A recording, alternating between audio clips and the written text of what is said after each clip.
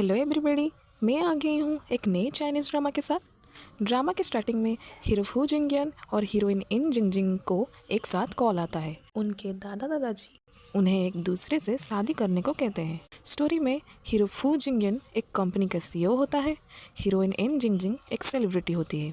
इन Jingjing के दादी hospital में भर्ती है। वो इन जिंगजिंग को शादी करने को कहती है और अगर वो नहीं मानती तो वो सर्जरी नहीं करेगी। दूसरी तरफ फू जिंगयान के दादाजी कहते हैं उससे शादी करना पड़ेगा, वरना वो उससे कंपनी के शेयर में हिस्सेदारी नहीं देंगे।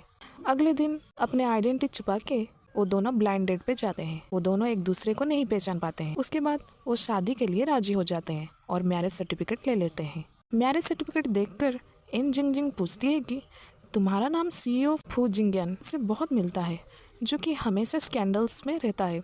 तो ये सुनकर फू जिंगयान कहता है कि तुम्हारा नाम भी सेलिब्रिटी इन जिंगजिंग से बहुत मिलता है, जो कि बुरी स्वभाव की है। उसके बाद दोनों कॉन्टैक्ट के लिए एक दूसरे का फ़ोन नंबर ले लेते हैं। इन जिंगजिंग मैरिज सर्टिफिकेट की फ़ोटो अपनी दादी को भेज देती है। कहानी में फू जिंगयान की कजन ब्रदर फू एन्याओ की एंट्री होती है, जो कि इस स्टोरी के विलन होता है। उसके असिस्टेंट उसे बोलती है कि फू जिंगयान शादी कर चुका है और उससे आपके दादाजी ने नया प्रोजेक्ट भी दे दिया है। उसके बाद फू जिंगयान और इन जिंगजिंग शूटिंग इवेंट में जाते हैं और दोनों के बीच झगड़ा हो जाता है। फिर वो वहाँ से गुस्से में चले जाते हैं। इन जिंगजिंग की असिस्टेंट उससे कहती है कि ये कॉन्ट्रैक्ट हम तोड़ नहीं सकते, आप इसके लिए मान जाइए। इन जिंगजिंग कहती है कि वो मानने के लिए तैयार है, पर वो उसे अकेले करना चाहती है, ना कि फू जिंगयान के साथ। अगले दिन इन जिंगजिंग बाथरूम में नहा रही होती है और वो उसके सफ़ेद बाल देखकर चिल्लाने लगती है। तभी फू जिंगयान आ जाता है और इन जिंगजिंग को बिना चश्मा के देख लेता है। इन जिंगजिंग वहाँ से भागने की कोशिश करती है और उसकी पैर फिसल जाता है और वो फू जिंगयान के ऊपर गिर जाती है। यहीं उनके बीच एक किस हो जाती है। वो दोनों किस के बाद भाग जाते हैं। फू जिंगयान को इन जिंगजिंग की असली आइडेंटिटी पे थोड़ा शक हो जाता है। उसके बाद कहानी में एक और विलेन नी सिंग्या की एंट्री होती है, जो इन जिंगजिंग की कजिन सिस्टर है।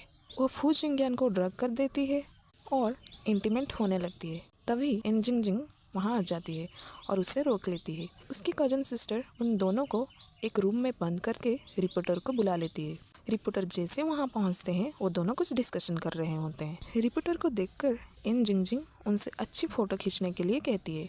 दरअसल इन जिंगजिंग एक बहुत अच्छी डॉक्टर है और फू जिंगयान को वो ड्रग्ड होने से बचा लेती है। दूसरी तरफ दोनों विलेन की मुलाकात होती है और वो दोनों एक साथ एक रात बिताते हैं। नी सिंग्या फू यानायो को उसे फिल्म प्रोजेक्ट देने के लिए हेल्प करने को कहती है। फू यानायो कहता है कि उसने ऐसा कोई प्रॉमिस नहीं किया था, तो वो कहती है वो सबको उनके अफेयर के बारे में बोल देगी। फू यानायो कहता है कि वो दोनों के दुश्मन एक है, तो उन दोनों को हाथ मिलाना चाहिए और नी सिंग्या थोड़ी सोच के बाद ये मान जाती है। उसके बाद वो फू जिंगयान और इन जिंगजिंग की स्कैंडल फोटो करके सोशल मीडिया पे भेज देती है। ये बात उन दोनों को पता चल जाता है और दोनों एक दूसरे के ऊपर ब्लेम करते हैं। बाद में उन्हें सच पता चलता है कि ये सब नी सिंग्या ने किया था। नी सिंग्या उन दोनों को एक साथ फंसाने के लिए हॉस्पिटल में पेशेंट बनने का ड्रामा करती है और उसके रूम में कैमरा भी लगा देती। तभी इन जिंगजिंग और फू जिंगयान आ जाते हैं। इन जिंगजिंग को उसके सिस्टर के कैरेक्टर के बारे में सब कुछ पता है, इसीलिए वो अपने एक्टिंग शुरू कर देती है और कैमरा ढूंढने लगती है। इन जिंगजिंग फू जिंगयान को बाहर जाने को कहती है ताकि वो उसकी बहन को सबक सिखा सके। थोड़ी देर बाद इन जिंगजिंग बाहर आती है तो फू जिंगयान उससे पूछता है कि उसे कैसे पता चला कि रूम में कैमरा है। तो वो कहती है कि वो एक सेलिब्रिटी है, उसे ये सब पेत्रे के बारे में पता है। फू जिंगयान उससे काफ़ी इम्प्रेस होता है। अगले दिन इन जिंगजिंग की दादी उसके घर आती है। दूसरी तरफ फू जिंगयान के भी दादाजी घर में आते हैं। उनके सामने वो दोनों अच्छे कपल होने की एक्टिंग करते हैं। ये देखकर वो दोनों बहुत खुश होते हैं। आगे की स्टोरी में निंग शिया इन जिंगजिंग को किडनैप कर लेती है और उन दोनों के बीच झड़प हो जाता है। इन जिंगजिंग फू जिंगयान को मैसेज करती है कि वो उसे आकर बचा ले, पर वो वहाँ से किसी तरह से भागने में कामयाब रहती है, पर उसके पीछे गुंडे पड़े रहते हैं। तभी फू जिंगयान उसे बचा लेता है। इन जिंगजिंग वहाँ से चलने के लिए निकलती है तो फू जिंगयान उसे कहता है कि मैंने तुम्हें बचाया पर तुमने थैंक यू भी नहीं किया। इन जिंगजिंग कहती है कि क्या हम एक दूसरे को अच्छे से जानते हैं। तभी फू जिंगयान चश्मा पहन लेता है और अपनी आइडेंटिटी उसे बता देता है और इन जिंगजिंग को कहता है कि मैं तुम्हारे आइडेंटिटी के बारे में जान चुका हूँ। उसके बाद इन जिंगजिंग कुछ ना बोलकर वहाँ से चली जाती है। अगले दिन वो दोनों फिर शूटिंग में मिलते हैं। इन जिंग जिंग कहती है कि वो उससे डिस्टर्ब ना करे और वो दोनों के बीच रोमांटिक मोमेंट होता है। वहाँ फिल्म सेट में लोग ये सब देख लेते हैं, तभी वो दोनों बहाना बना देते हैं और चले जाते हैं। उसके बाद रेस्टोरेंट में उन दोनों के बीच बातचीत होता है। दोनों एक दूसरे को उनके सीक्रेट के बारे में पूछते हैं, पर बात बिगड़ जाता है और वो दोनों बाल पकड़कर लड़ने लगते हैं। पर तभी वो दोनों थोड़ा क्लोज हो जाते हैं और लड़ाई बंद कर देते हैं। फू जिंगयान को इन जिंग जिंग के किडनैपिंग का मास्टरमाइंड का पता चल जाता है, जो कि उसका कज़न ब्रदर होता है। वो उसे बंद कर मारने लगता है और इन जिंग जिंग से उसे दूर रहने के लिए धमकी देता है। कहानी के आगे दादाजी की मेड उन्हें जहर दे देती है, उससे दादाजी की तबीयत बिगड़ जाता है। ये सब कुछ फू यानाओ का प्लान होता है कंपनी को हड़पने के लिए।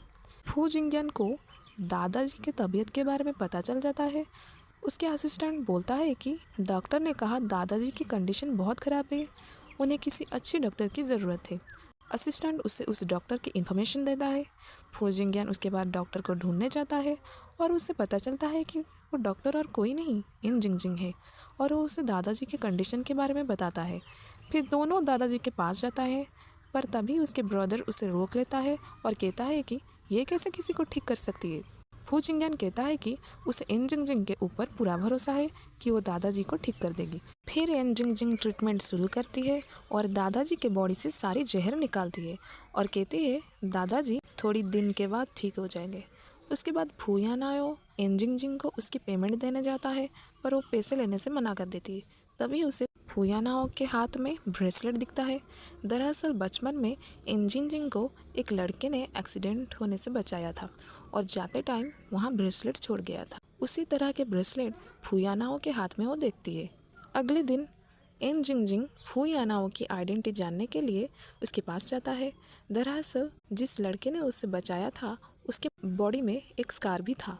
वो वहीं चेक करने गई थी और उसे फू यानाओ के बॉडी में वो स्कार नहीं मिलता है। तभी फू जिंगयान आ जाता है और उसे रोक लेता है और कहता है कि तुम मैरिड हो, ये भूलो मत। फू जिंगयान थोड़ा जेलस भी होता है। उसके बाद इन जिंग जिंग फू जिंगयान को उसके बचपन की स्टोरी के बारे में बताती है कि कैसे उसे एक लड़के ने एक्सीडेंट से बचाया था और उसके बॉडी में एक स्कार भी था जिससे वो चेक करने गई थी। ये सुनने के बाद फू जिंगयान को पता चलता है कि इन जिंग जिंग को बचाने वाला लड़का वो खुद है। उसके बाद फू जिंगयान उसे पूछता है कि क्या वो उस लड़के को पसंद करता है। इसे सुनने के बाद इन जिंग जिंग थोड़ा कंफ्यूज हो जाती है। फू जिंगयान उसे किस करने जा रहा होता है, तभी इन जिंग जिंग की असिस्टेंट कॉल करके बताती है कि उससे वो लड़के का पता चल गया है। ये सुन के इन जिंग जिंग खुश होकर उससे मिलने जाती है। उसके बाद उन दोनों के बीच बातचीत होती है। वो लड़का उसे छूने की कोशिश करता है। ये इन जिंग जिंग को अच्छा नहीं लगता तो वो वहाँ से जाने को निकलती है, पर वो लड़का उसे पकड़कर गाड़ी में ले जा रहा होता है। तभी फू जिंगयान आ जाता है और उसे मारने लगता है और इन जिंग जिंग को बचा लेता है। इन जिंग जिंग को फू जिंगयान के ऊपर थोड़ा शक होता है और वो उसके बॉडी पे स्कैर चेक करने लगती है, पर उससे वो स्कार नहीं मिलता है। दरअसल फू जिंगयान अपने स्कार को छुपा लेता है क्योंकि वो चाहता है कि इन जिंग जिंग उससे प्यार करे, ना कि उस बचपन में बचाने वाले उस लड़के को। इन जिंग जिंग दुखी होकर शराब पीने लगती है। फिर फू जिंगयान उसे पीने से रोकता है। फिर वो फ्रिज में से केक लेकर आती है। फू जिंगयान उसे केक खिलाता है और उसे किस करता है, पर तभी इन जिंग जिंग उसके बॉडी में वो स्कार देख लेती है। वो उससे बहुत गुस्सा होती है और गुस्से में डाइवोर्स मांग लेती है। फू जिंगयान डाइवोर्स देने में राजी नहीं होता है। घर में इन जिंग जिंग अपनी बैग पैक कर रही होती है। ये देखकर फू जिंगयान उससे रुकता है और उसे थोड़ा शांत होने के लिए कहता है, पर इन जिंग जिंग उससे रूम से बाहर निकल देती है। निशिंग्या इन जिंग जिंग के सीक्रेट मैरिज का न्यूज़ मीडिया को दे देती है। इसके बाद रिपोर्टर्स उनके घर के बाहर घेर लेते हैं और उससे उस न्यूज़ की सच्चाई के बारे में पूछते हैं। इन जिंग जिंग कहती है कि ये उसकी प्राइवेट मैटर है और निंग सिंग्या की फू यानाओ के साथ अफेयर की वीडियो सबको दिखा देती है। फू यानाओ बहुत गुस्से में निंग सिंग्या के गला दबा देता है और मीडिया को इस न्यूज़ को ना दिखाने का धमकी देता है।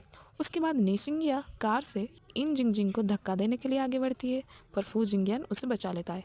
इन जिंग जिंग उसे हॉस्पिटल ले जाती है। हॉस्पिटल में उसे होश आ जाता है। इन जिंग जिंग उसे गले लगा देती है और दोनों के बीच रोमांस होता है। उसके बाद इन जिंग जिंग फू जिंगयान को घर ले जाता है और वहाँ उन दोनों एक दूसरे के साथ इंटीमेट होते हैं। इन जिंग जिंग फू जिंगयान के लिए सूप बनाती है। फू जिंगयान कहता है कि वो उसे अपने हाथों से खिलाए, और तभी वो उसे किस कर देता है। कुछ दिनों के बाद दादाजी का बर्थडे आता है और वो दोनों इसी दिन उनके कज़न को सबके सामने एक्सपोज करने का प्लान बनाते हैं।